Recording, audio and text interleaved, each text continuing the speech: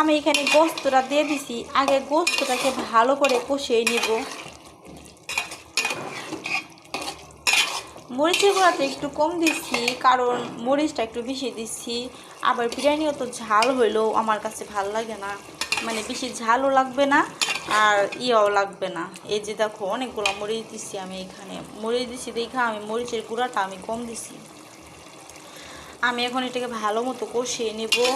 তারপরে হালকা পরিমাণ একটু পানি দিয়ে দেবো। এই পানি দিয়েই হলো এটা কষানো হবে।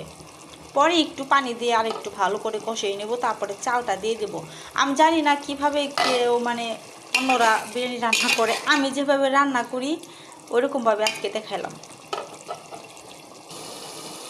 এই যে দেখো আমার গোস্তটা কষানো হয়ে গেছে। আমি এখন এখানে বিরিয়ানির মশলাটা দেব, তারপরে হচ্ছে তোমার চাউলটা দিব। চাউলটা দিয়ে আর 2-5 মিনিট আমি একটু ভালো করে কষাবো। তারপরে পরিমাণ মতো আমি কি করব, পানি দিয়ে দিব।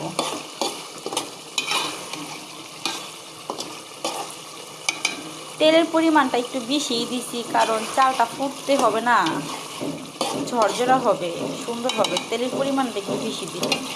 বাতাসের কারণে আমাকে অনেক ডিস্টার্ব করতেছে। দেখো বিরিয়ানির মশলাটা দেওয়ার পরে কালারটা কিন্তু আরও সুন্দর আসছে।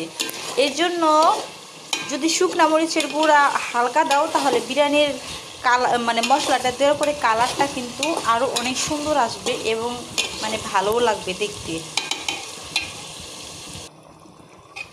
এই যে দেখো চাউলটা আমি অলরেডি দিয়ে দিছি।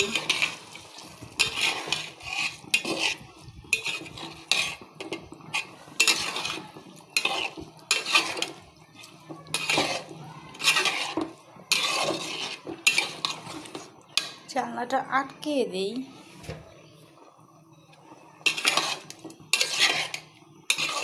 অনেক সুন্দর একটা স্মেল ছাড়ছে, যেটা আমারই অনেক ভালো লাগতেছে।